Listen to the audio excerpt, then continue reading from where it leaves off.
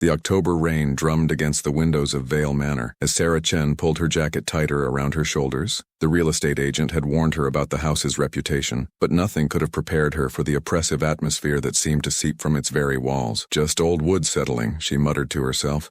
Though the creaking sound seemed too deliberate, too rhythmic, Sarah and her husband Marcus had bought the 1880s Victorian mansion in Salem, Massachusetts, for a fraction of its worth. The previous owners had fled after only 3 months, claiming the house was unhealthy for children. Marcus emerged from the basement, his face pale and streaked with dust. The foundation's solid, but there's something strange down there. The floor plan doesn't match the blueprints we got from the city. There's a whole section that's been walled off. Sarah felt a chill that had nothing to do with the New England weather. Walled off? When? Hard to tell. The bricks look old but not original, maybe 1890s. Marcus wiped his hands on his jeans. I'm going to need to break through to check for structural issues. That evening, as Sarah scraped layers of paint from the master bedroom's wooden floors, her putty knife caught on something unusual.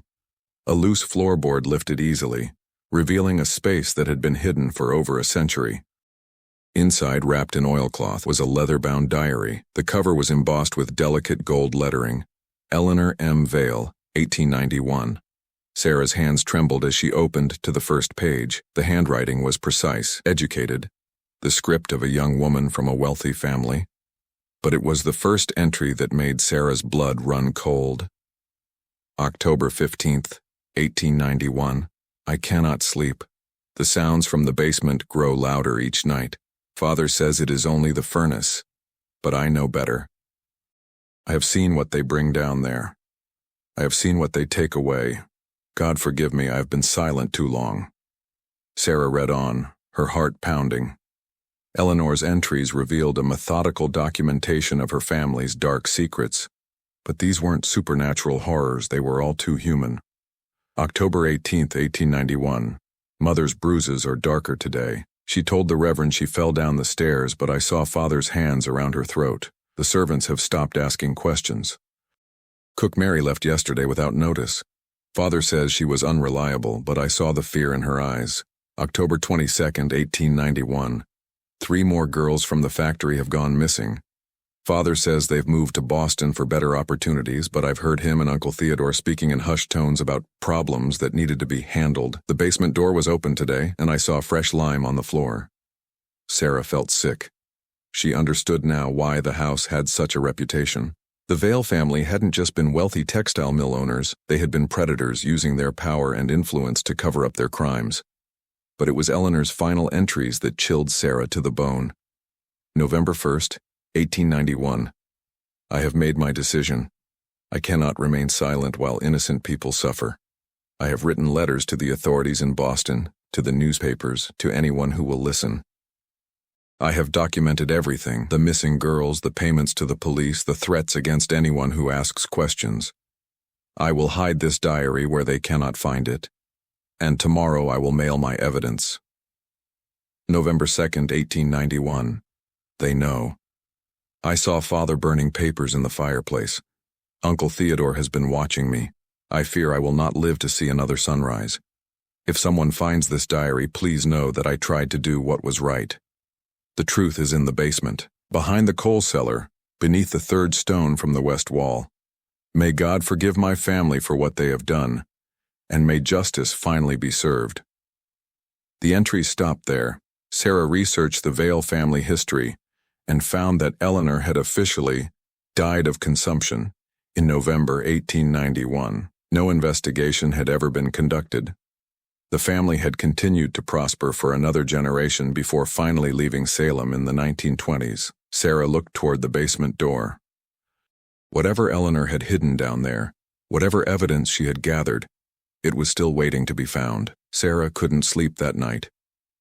Every creak of the old house made her jump, and Eleanor's words echoed in her mind. When Marcus found her sitting at the kitchen table at 3 a.m., surrounded by copies of Eleanor's diary pages, he knew something was seriously wrong. Sarah, what are you doing? You look like you've seen a ghost. In a way, I have. Sarah showed him the diary. Marcus, we need to call the police. This house. Our house, it's built on a crime scene. Marcus read through the entries, his expression growing darker with each page. As a forensic accountant, he was trained to spot patterns and inconsistencies, but Eleanor's documentation was methodical and detailed. These aren't the ramblings of a disturbed teenager. She was keeping evidence. She was trying to expose her own family, Sarah whispered. And they killed her for it. The next morning, Detective Ray Martinez arrived at Vale Manor. Sarah had called the Salem Police Department, unsure how to explain what they'd found. Martinez, a veteran detective with 20 years on the force, had seen enough to know that old houses often held old secrets.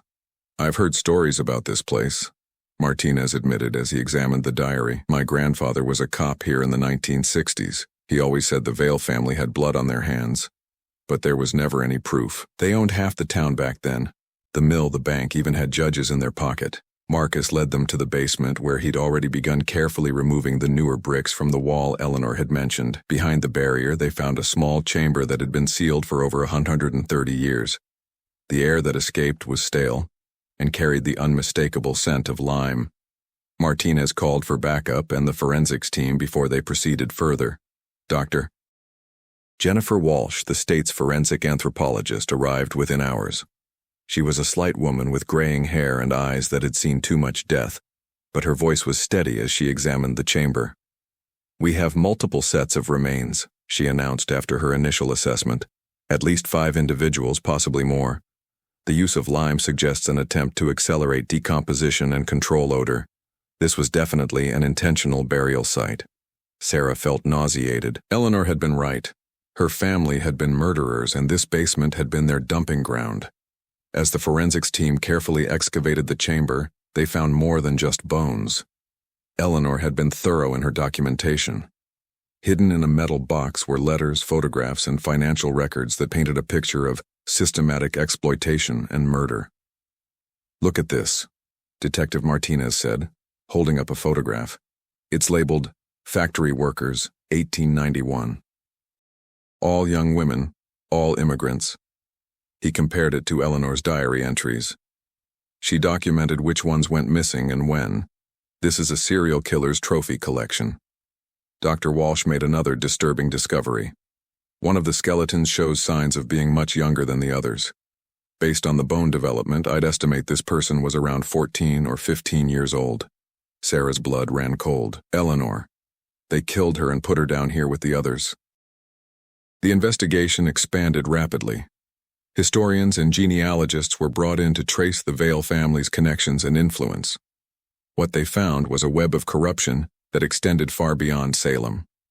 Jonathan Vale, Eleanor's father, had been part of a network of wealthy industrialists who trafficked young immigrant women. They promised good jobs in America, then forced them into terrible conditions. Those who tried to escape or speak out simply disappeared. The beauty of their system, Detective Martinez explained to Sarah and Marcus, was that these women had no legal status, no family to report them missing. They were invisible to society. But Eleanor had seen them. She had documented their names, their stories, and their fates. Her diary revealed the humanity that her family had tried to erase. October 28, 1891. Anna Kowalski was only 16 when she arrived from Poland. She spoke no English, but her eyes were bright with hope. Father promised her work in the mill, but I saw him lead her to the basement 3 days ago. She has not been seen since. I drew her picture so someone would remember her face. The diary contained dozens of such entries, each one a testament to Eleanor's courage and her family's cruelty. She had risked everything to bear witness to these crimes. As the forensics team continued their work, Sarah realized that Eleanor's diary was more than just evidence. It was a monument to the forgotten victims of her family's greed and violence. The story of Eleanor Vale and the bodies in the basement made national news within days. Sarah and Marcus found themselves at the center of a media storm they never wanted, but they knew Eleanor's story needed to be told. FBI agent Diana Torres arrived from Boston to coordinate the expanding investigation. The discovery of the trafficking network had federal implications, and the Bureau was taking the case seriously. "This isn't just about what happened 130 years ago," Agent Torres explained to the gathering of law enforcement officials in Salem's City Hall. "We're looking at one of the earliest documented cases of organized human trafficking in New England. The methods they used, the corruption they relied on, these patterns are still relevant today." Dr. Patricia Hernandez, a historian from Harvard University, had been studying Eleanor's diary and the accompanying documents. Her research revealed the scope of the Vale family's crimes. Eleanor's documentation suggests that at least 37 young women disappeared between 1889 and 1891, Dr. Hernandez reported. The family had connections to corrupt immigration officials in Boston, police officers on their payroll, and judges who dismissed any inquiries. They created a system that made their victims invisible. The basement excavation continued for weeks. Each day brought new discoveries and new horrors. The forensics team found evidence of at least 12 individuals buried in the chamber, ranging in age from 14 to 25. Personal effects, a locket, a prayer book, a pair of worn shoes, spoke to the humanity of the victims. Sarah had moved out of the house during the investigation, but she returned daily to check on the progress. She felt a responsibility to Eleanor and the other victims to see that their stories were told properly. One afternoon, while sorting through historical documents in the Salem Public Library, Sarah made a connection that changed everything. She found records of other properties owned by the Vale family, including a warehouse in Boston's North End and a boarding house in Lowell. Agent Torres, "I think there might be more burial sites," Sarah said, showing her the property records. Eleanor's diary mentions other locations where girls were taken. If they were using the basement here, they might have been using other properties too. The investigation expanded to include the other Vale properties. Ground-penetrating radar revealed anomalies at both the Boston warehouse and the Lowell boarding house. The FBI obtained search warrants and began excavations. At the Boston site, they found evidence of a much larger operation. The warehouse basement contained the remains of at least 20 individuals, along with documentation that revealed the trafficking network's true scope. "We're looking at a criminal enterprise that operated across multiple states," Agent Torres announced at a press conference. The Vale family was part of a larger network that exploited immigrant women for decades, but it was at the Lowell site that they made the most shocking discovery. Hidden behind a false wall, they found a cache of documents that had been preserved by someone with inside knowledge of the operation. The papers were signed by Thomas Vale, Eleanor's uncle, and dated just days before Eleanor's death. They revealed that Eleanor had not been the only member of the family to develop a conscience. A letter, written in Thomas's handwriting, confessed to his role in the trafficking network and expressed his intention to expose the entire operation. He had been planning to work with Eleanor to bring down their family's criminal empire, but Thomas had never gotten the chance. According to the documents, he had been killed in a carriage accident just 2 days after Eleanor's supposed death from consumption. "They killed anyone who threatened to expose them," Dr. Hernandez observed. Eleanor and Thomas weren't the only ones who tried to do the right thing. There were others, servants, business associates, even family members, who disappeared when they became inconvenient.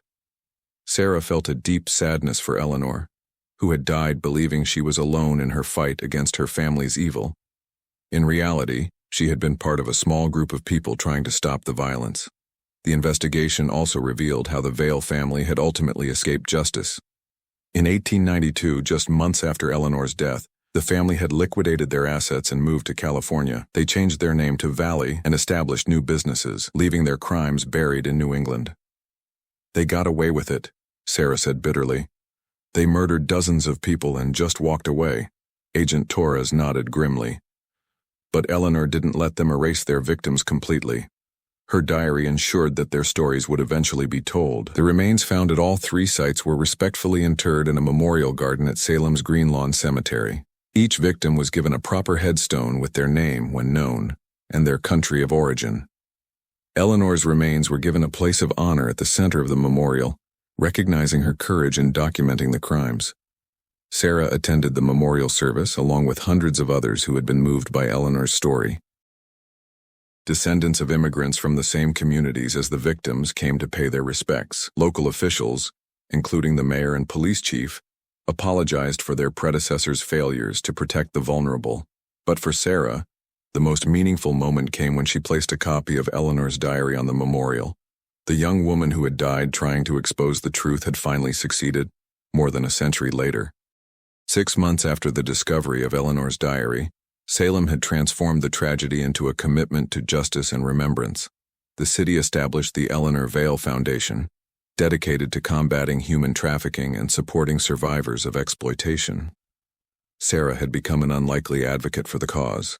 She used her experience as a marketing executive to help raise awareness about modern trafficking, drawing connections between Eleanor's story and contemporary crimes.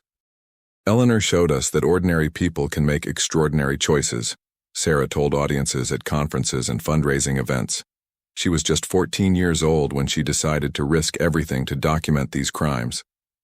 She reminds us that we all have a responsibility to speak up when we see injustice. The house itself had been transformed as well. After the investigation concluded, Sarah and Marcus decided to donate the property to the Eleanor Vale Foundation. It was converted into a museum and educational center, with Eleanor's story serving as the centerpiece of exhibits about human trafficking past and present.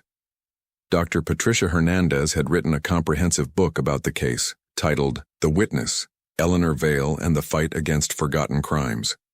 The book became a bestseller and was being adapted into a documentary film. Eleanor's diary is one of the most important primary source documents we have about human trafficking in the 19th century, Dr. Hernandez explained during a book signing at the museum, but its real power comes from Eleanor's voice, her courage, her compassion, and her determination to bear witness to these crimes.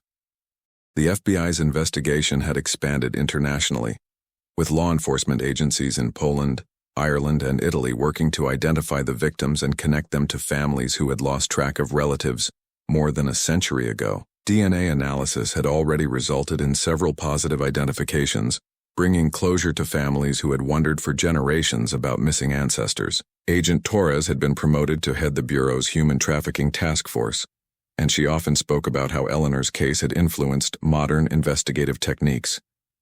Eleanor showed us the importance of documentation, Torres explained to a training session for new agents. She understood that without evidence, crimes become just stories. Her systematic approach to recording these atrocities ensured that justice could eventually be served. The case had also led to a broader examination of historical crimes in New England. Other wealthy families from the same era were investigated, leading to the discovery of additional burial sites and evidence of corruption. It became clear that the Vale family had been part of a much larger network of exploitation that had operated with impunity for decades. For Sarah, the most rewarding aspect of Eleanor's legacy was its impact on young people. The museum's educational programs brought thousands of students to learn about Eleanor's story each year. Many left inspired to take action against modern trafficking. Eleanor was just a teenager when she made the choice to fight injustice, said Maria Santos, a high school senior who had volunteered at the museum for 2 years. If she could do that in 1891, with no support and no protection, what excuse do we have today? The Eleanor Vale Foundation had already helped rescue dozens of trafficking victims in New England and had provided support services to hundreds more. The organization worked closely with law enforcement, social services, and immigrant advocacy groups to identify and assist victims. Sarah often visited Eleanor's grave in the memorial garden, bringing flowers and updates on the foundation's work. She felt a deep connection to the young woman who had risked everything to ensure that forgotten victims would not remain forgotten. "I hope you know that your courage mattered," Sarah whispered during one of her visits. "The people you tried to save, the truth you tried to tell, it all mattered. And it's still making a difference today." The memorial garden had become a place of pilgrimage for people from around the world who were moved by Eleanor's story. Flowers, letters, and small tokens were regularly left at the graves of the victims. The site served as a reminder that every life has value, regardless of social status or nationality. As Sarah walked through the garden on a warm spring morning, she reflected on how much had changed since that rainy October day when she first found Eleanor's diary. The discovery had transformed not just her life, but the lives of countless others who had been inspired by Eleanor's example. The house that had once hidden terrible secrets now stood as a beacon of hope and education. Eleanor's voice, silenced for more than a century, was finally being heard around the world. 2 years after Eleanor's story broke, the impact continued to spread far beyond Salem. The case had sparked a nationwide conversation about historical accountability and the ongoing fight against human trafficking. Sarah found herself testifying before Congress about the need for stronger anti-trafficking legislation. She held Eleanor's original diary as she spoke to the House Judiciary Committee, her voice steady despite the gravity of the moment. Eleanor Vale died because she tried to expose trafficking in 1891, Sarah told the assembled lawmakers. Today, we estimate that 25 million people worldwide are victims of human trafficking. Eleanor's courage reminds us that this fight is not new, but our response must be stronger than ever. The Eleanor Vale Act, inspired by Eleanor's story, was signed into law 6 months later. The legislation provided additional funding for survivor services, improved training for law enforcement, and established new protocols for identifying and investigating trafficking cases. Detective Ray Martinez, now retired from the Salem Police Department, had become a national expert on cold case investigations involving trafficking. He traveled the country training other law enforcement agencies on techniques developed during the Vale investigation. Eleanor's case taught us that traffickers rely on their victims being forgotten, Martinez explained to a room of detectives in Chicago. They count on the passage of time to erase evidence and silence witnesses. But Eleanor proved that the truth has a way of surviving, even when buried for more than a century. The investigative techniques developed during the Vale case had led to breakthroughs in dozens of other cold cases. The combination of historical research, forensic anthropology, and victim advocacy had become a model for addressing historical crimes. Dr. Jennifer Walsh, the forensic anthropologist who had examined the remains, had established a new laboratory at the State University specifically for investigating historical trafficking cases. Her work had expanded to include cases from the early 20th century, revealing patterns of exploitation that spanned generations. "We're not just solving old crimes," Dr. Walsh explained to a gathering of researchers. "We're documenting the historical roots of systems that still exist today." Eleanor's case showed us how trafficking networks adapt and evolve, but their core methods remain remarkably consistent.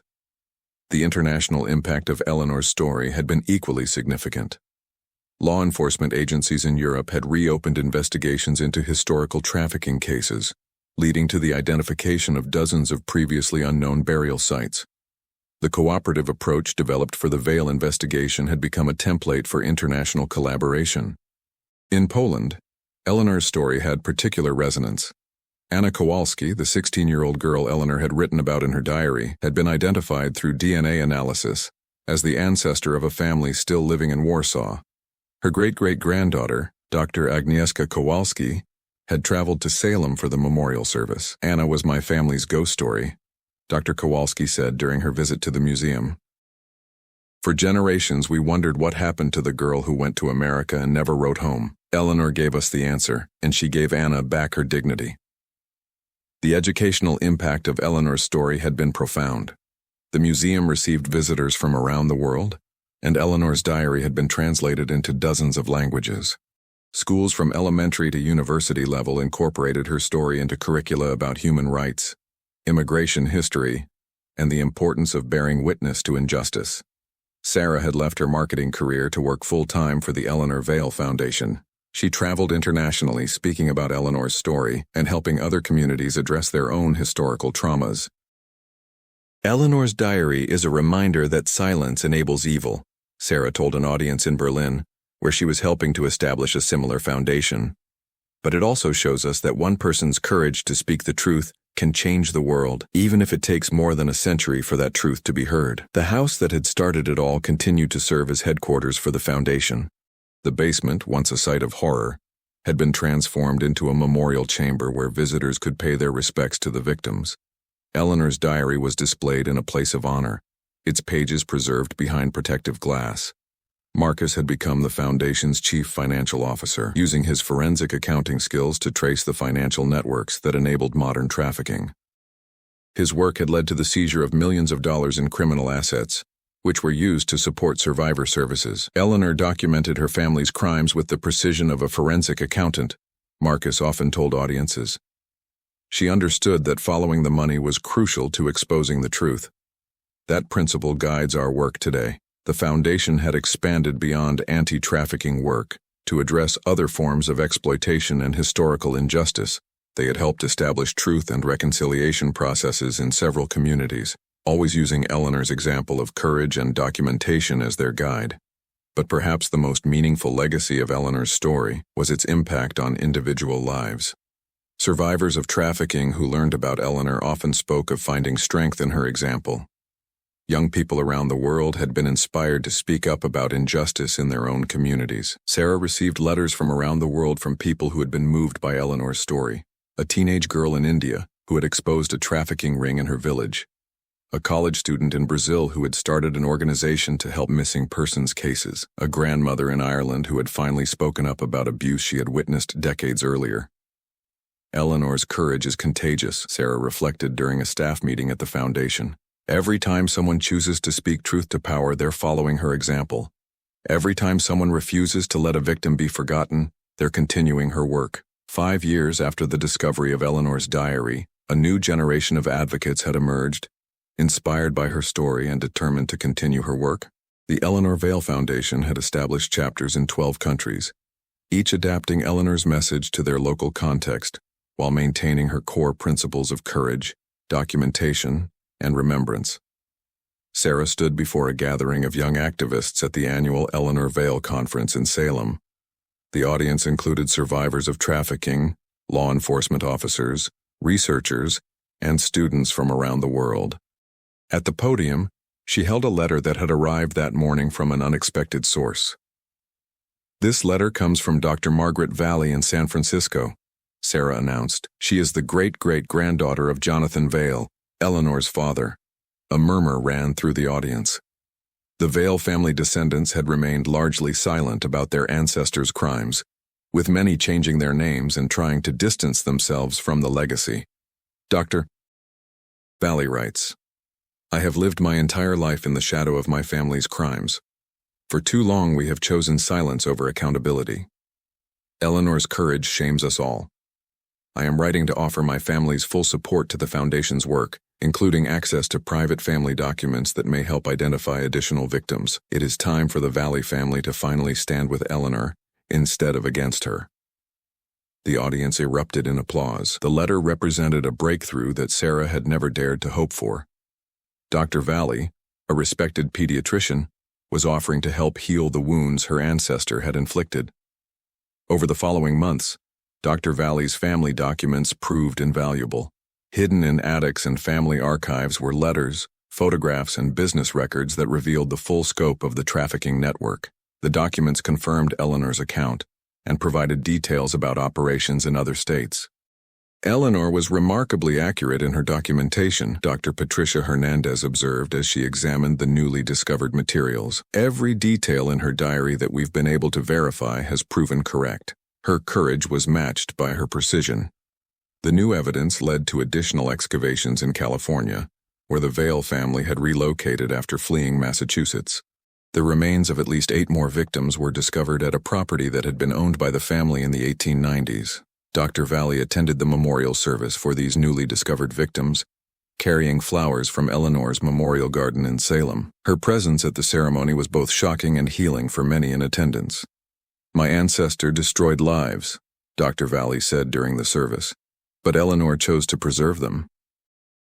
I can never undo the harm my family caused, but I can honor Eleanor's memory by supporting the work she died trying to accomplish." The partnership between Dr. Vale and the Foundation became a powerful example of how historical accountability could lead to healing.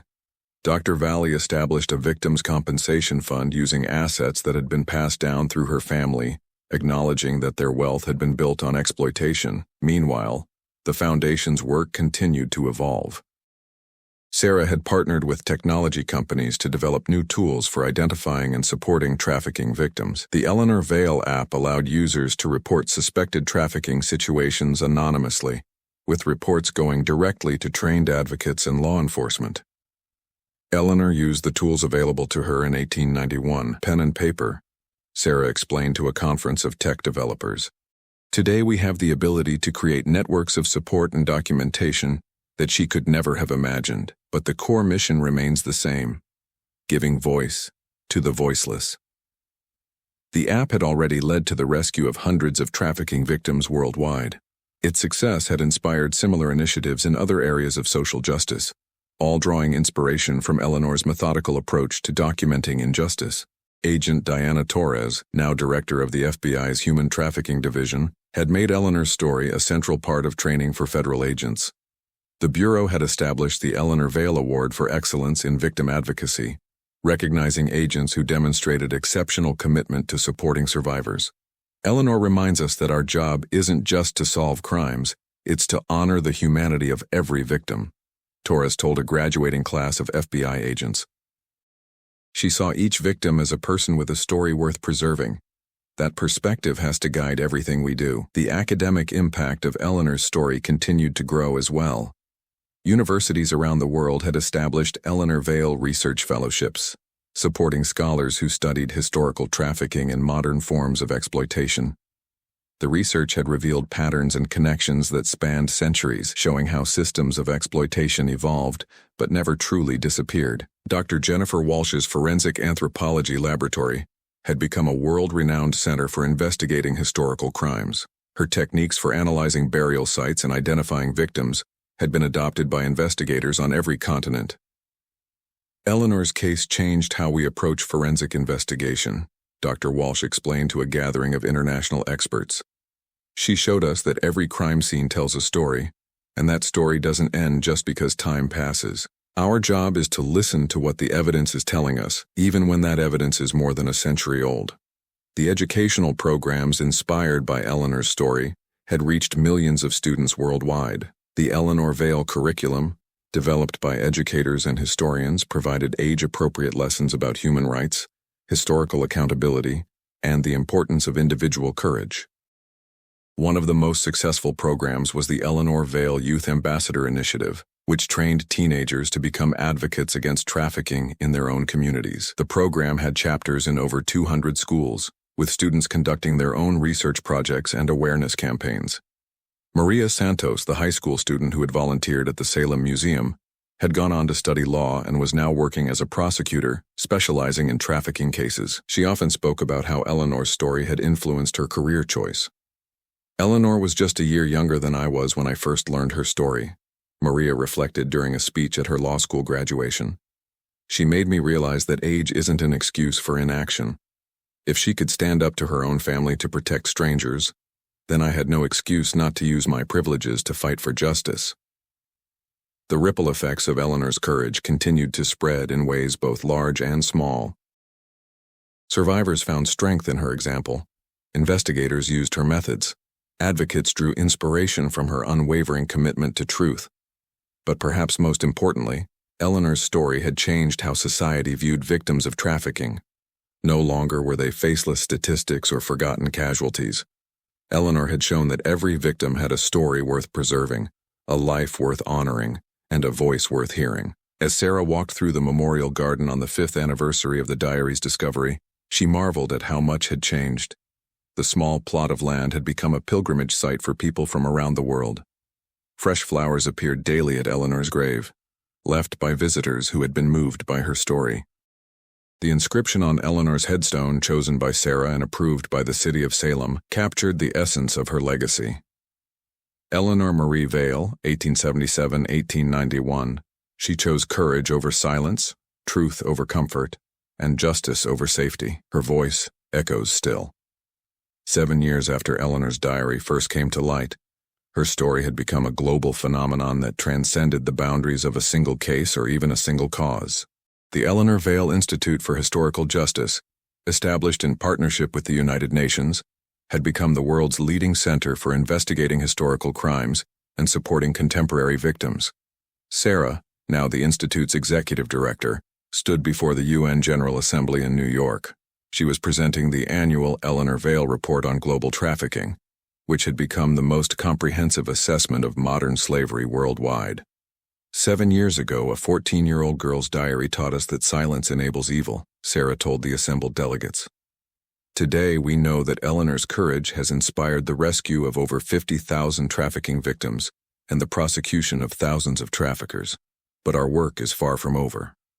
The report revealed that despite significant progress, an estimated 28 million people remained in situations of forced labor and sexual exploitation. However, the systematic approach to documentation and victim support pioneered by Eleanor's case had fundamentally changed how the international community responded to trafficking. Dr. Margaret Vale, who had become one of the Institute's most effective advocates, had established a global network of family foundations committed to addressing historical injustices. Her work had inspired descendants of other perpetrators to come forward, leading to breakthroughs in cases around the world. Eleanor's story showed us that accountability doesn't end with death.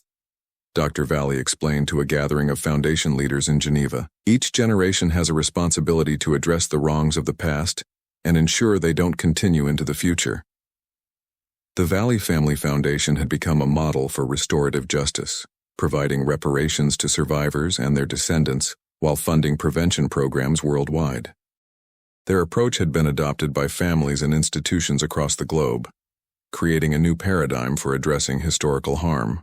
In Poland, the Anna Kowalski Memorial Foundation had used Eleanor's documentation methods to investigate the fate of thousands of Polish women who had disappeared while seeking work abroad in the late 19th and early 20th centuries. Their research had led to the discovery of burial sites across North America and the identification of hundreds of previously unknown victims. Dr. Agnieszka Kowalski, Anna's descendant, had become a leading expert on historical trafficking between Europe and America. Her work had revealed the systematic nature of exploitation that had continued for decades after Eleanor's death. Eleanor's diary was just the beginning, Dr. Kowalski explained during a documentary interview. Her methods of careful documentation and victim-centered investigation have helped us understand that trafficking was not isolated incidents, but a systematic industry that operated across continents. The technological innovations inspired by Eleanor's story had revolutionized anti-trafficking efforts. The Eleanor Vale Network, a secure platform for sharing information between law enforcement agencies, NGOs, and survivors, had become the backbone of international cooperation against trafficking. Detective Ray Martinez, now in his 70s, had been appointed as the network's chief training officer. His expertise in cold case investigation had helped solve hundreds of historical trafficking cases, bringing closure to families and justice to victims. Eleanor taught us that every victim deserves to be remembered, Martinez reflected during his retirement ceremony. The cases we solve today aren't just about the past. They're about showing current victims that someone will never stop looking for them, never stop fighting for them. The forensic techniques developed by Dr. Jennifer Walsh's team had been applied to mass graves and crime scenes around the world. The Eleanor Vale Protocol for investigating historical trafficking sites had been adopted by investigators in over 40 countries. Dr. Walsh's laboratory had trained hundreds of forensic anthropologists, creating a global network of experts capable of investigating historical crimes. Their work had led to the identification of thousands of victims and the prosecution of hundreds of cases previously thought unsolvable. Eleanor's case established the gold standard for victim identification and family reunification, Dr. Walsh explained to a conference of international forensic experts. Her attention to detail, even in the face of mortal danger, created a roadmap that we still follow today. The educational impact of Eleanor's story had been perhaps the most profound.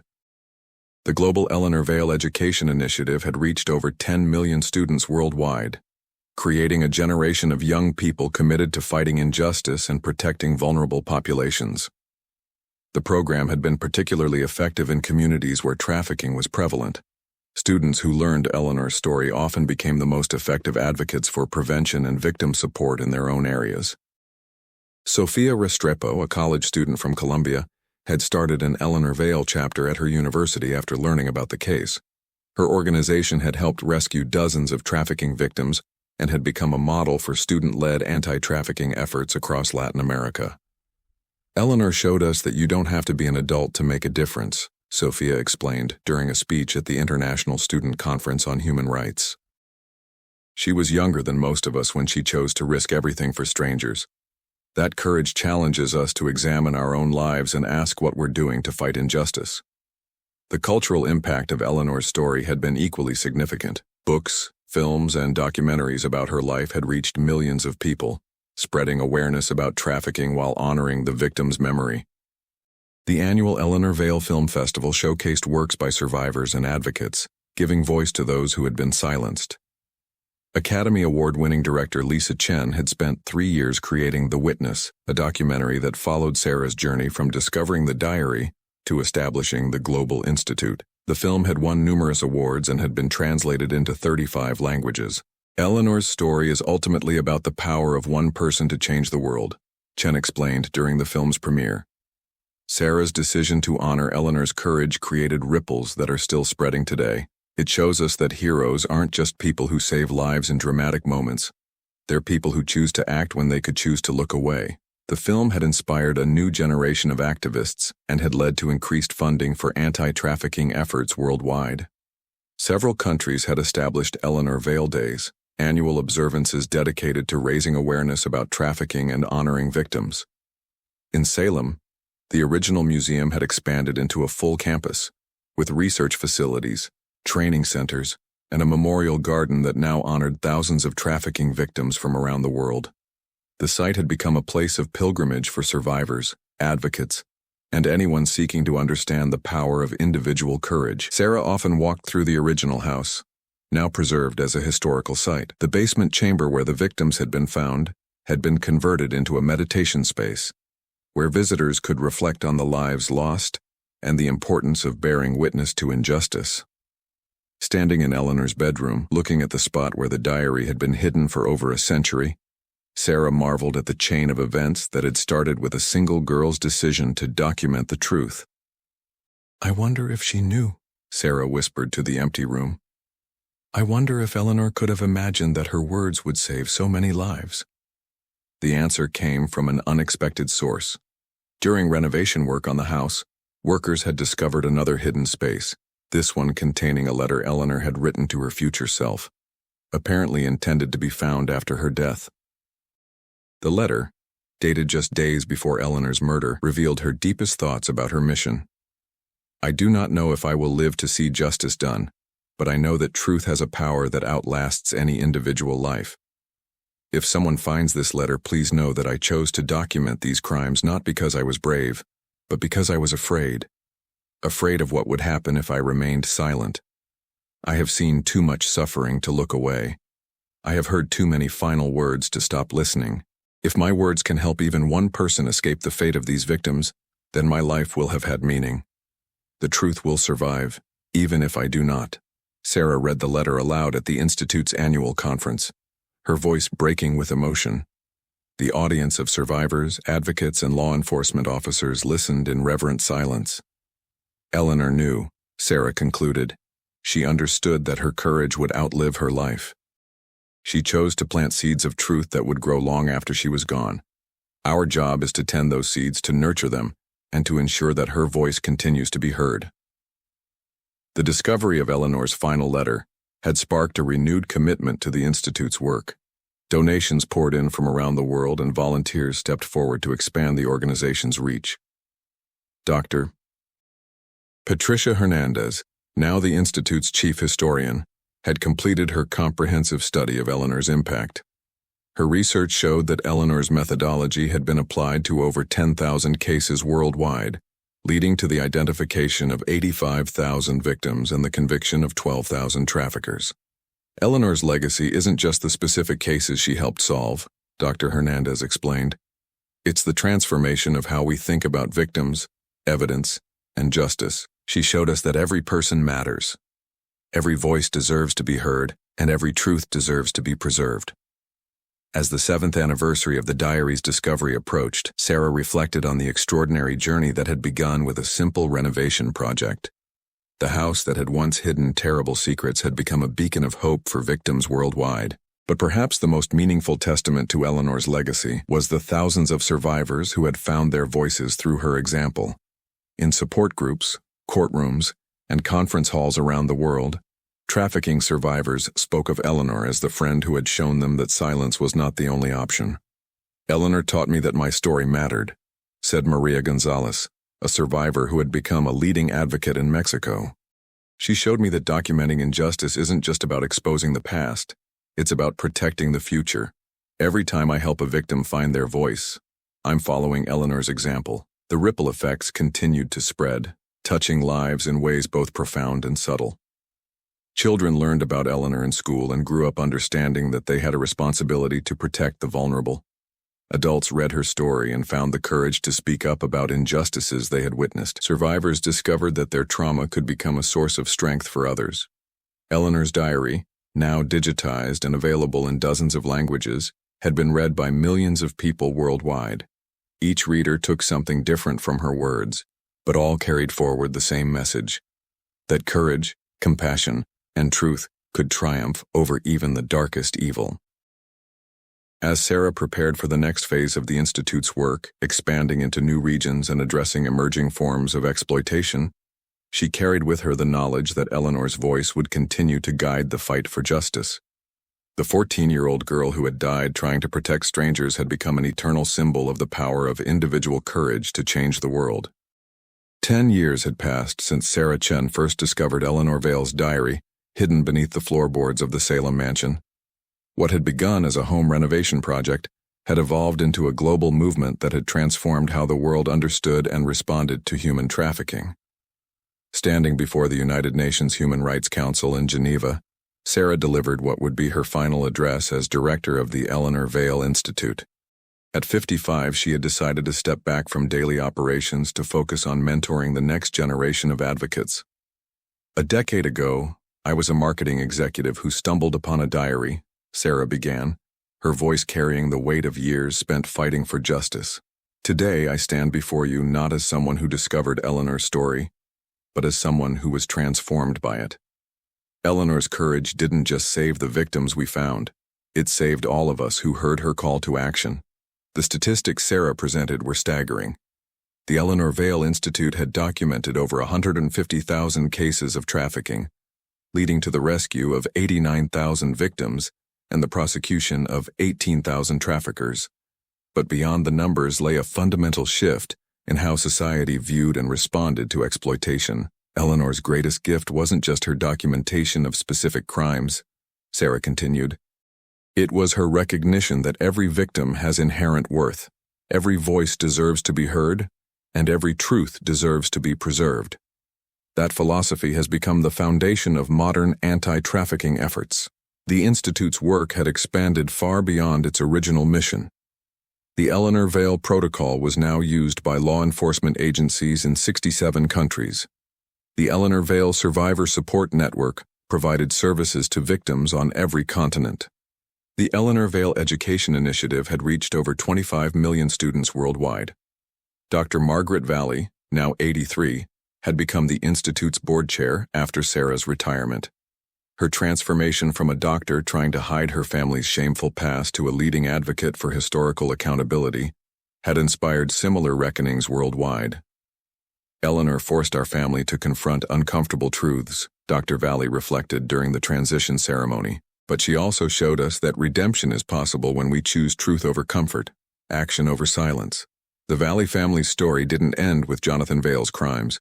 It began again, with Eleanor's courage. The original Salem house had been preserved as a UNESCO World Heritage Site, recognizing its significance in the global fight against trafficking. The museum complex now included a research library, training facilities, and a memorial garden that honored victims from around the world. Detective Ray Martinez, now deceased but remembered as the Eleanor Vale Institute's first honorary fellow, had been succeeded by his protégé, Detective Jennifer Kim. Kim had grown up learning about Eleanor's story in school and had been inspired to pursue a career in law enforcement. Eleanor's case taught us that cold cases are never truly cold, Detective Kim explained to a group of international investigators. Every victim leaves traces, every crime leaves evidence, and every truth finds a way to surface. Our job is to be ready when it does. The forensic techniques developed by Dr. Jennifer Walsh's team had been applied to thousands of cases worldwide. The Eleanor Vale Forensic Network had trained over 2,000 investigators in 45 countries, creating a global community of experts dedicated to giving voice to the voiceless. Dr. A. Walsh, now retired but still actively involved in the Institute's work, had seen her methods lead to breakthroughs in cases spanning from the 19th century to the present day. Her laboratory had become a model for forensic facilities worldwide. Eleanor's attention to detail saved lives she never met, Dr. Walsh observed during a retrospective conference. Every sketch she drew, Every name she recorded, every detail she preserved became a lifeline for victims who had been written off as lost forever. She showed us that precision and compassion aren't opposites. They're essential partners in the pursuit of justice. The educational impact of Eleanor's story had perhaps been the most profound. An entire generation had grown up knowing her name, understanding her sacrifice, and carrying forward her mission. The Eleanor Vale Scholarship Program had supported over 10,000 students pursuing careers in law enforcement, social work, and human rights advocacy. Sofia Restrepo, the Colombian student who had started an Eleanor Vale chapter at her university, was now a federal prosecutor specializing in trafficking cases. Her work had led to the dismantling of several major trafficking networks in South America. Eleanor taught me that courage isn't the absence of fear, it's the decision to act despite fear, Sofia explained during a mentorship session with new advocates. She was terrified when she wrote those diary entries, but she wrote them anyway. That example guides everything I do. The technological innovations inspired by Eleanor's methodical approach had revolutionized victim identification and support. The Eleanor Vale app had been downloaded over 50 million times and had directly led to the rescue of thousands of victims. The secure reporting system had been adopted by law enforcement agencies worldwide. Marcus Chen, Sarah's husband, had become the Institute's chief technology officer, developing new tools for tracking and disrupting trafficking networks.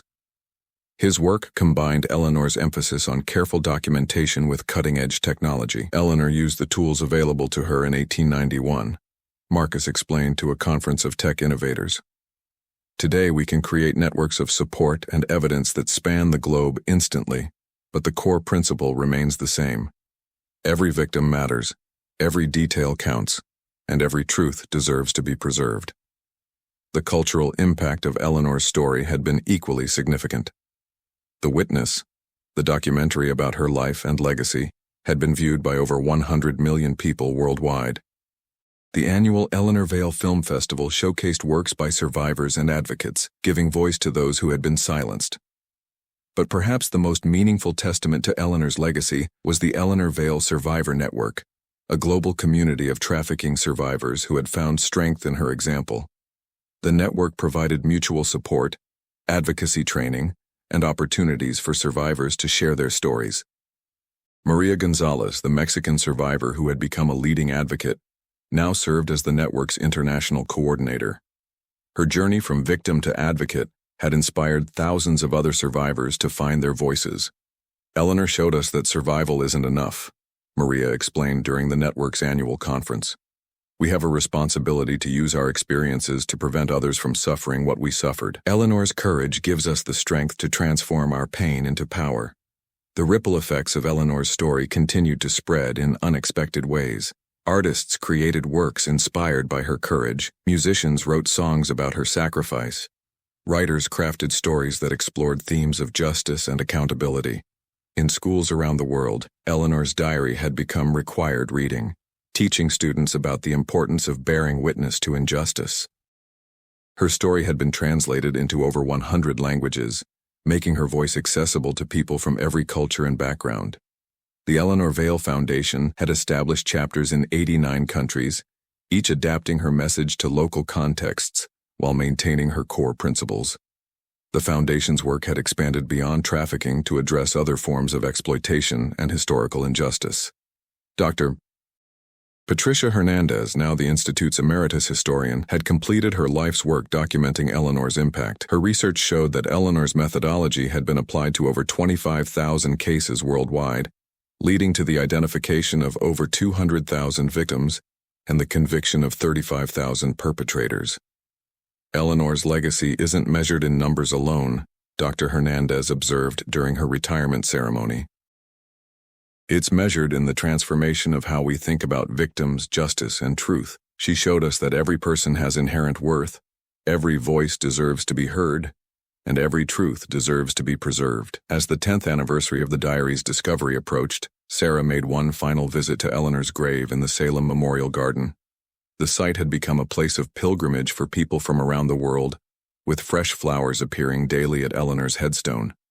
The inscription, chosen by Sarah a decade earlier, had taken on new meaning with each passing year. Eleanor Marie Vale, 1877-1891. She chose courage over silence, truth over comfort, and justice over safety. Her voice echoes still. Standing beside the grave, Sarah reflected on the extraordinary journey that had begun with a simple home renovation. The house that had once hidden terrible secrets had become a symbol of hope for victims worldwide. The diary that had been buried for over a century had become a beacon of light in the darkness of human trafficking. "Thank you, Eleanor," Sarah whispered to the gathering dusk. "Thank you for showing us that one person's courage can change the world. Thank you for proving that truth, no matter how long buried, will always find a way to surface. Thank you for reminding us that every voice matters, every life has value, and every truth deserves to be preserved." As Sarah walked away from the memorial garden, she carried with her the knowledge that Eleanor's voice would continue to echo through the ages. The 14-year-old girl who had died trying to protect strangers had become an eternal symbol of the power of individual courage to triumph over evil.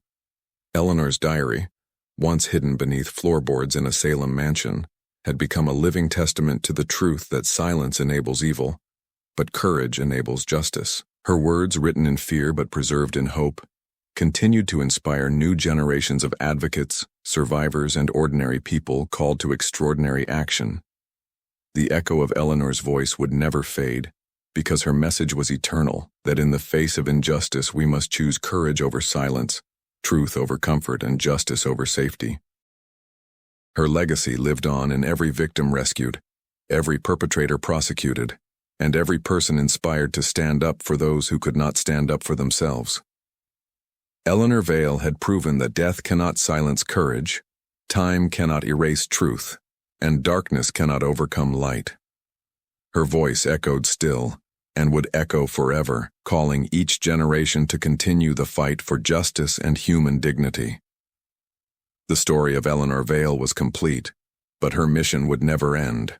As long as there were victims to rescue, voices to amplify, and truths to preserve, Eleanor's courage would continue to inspire those brave enough to answer her call. 25 years after the discovery of Eleanor Vale's diary, her story had become woven into the fabric of human consciousness. Children learned her name alongside those of other historical figures who had changed the world. Universities offered courses in Eleanor Vale studies, examining her impact on law enforcement, victim advocacy, and social justice. The Eleanor Vale Institute had evolved into a global network of organizations, each carrying forward her mission of giving voice to the voiceless. The original Salem mansion had been preserved as a living memorial, where visitors from around the world came to understand the power of individual courage to change history. But perhaps Eleanor's greatest victory was not in the statistics or the institutions bearing her name. It was in the countless individuals who had found the courage to speak truth to power, to document injustice, and to stand up for the vulnerable. Her voice had become a whisper in the conscience of humanity, asking each person the same question she had asked herself in 1891. What will you do when you see suffering and have the power to document it? The answer, echoing across time and space, remained as relevant as ever. I will choose courage over silence, truth over comfort, and justice over safety. I will ensure that no victim is forgotten, no voice is silenced, and no truth is buried forever.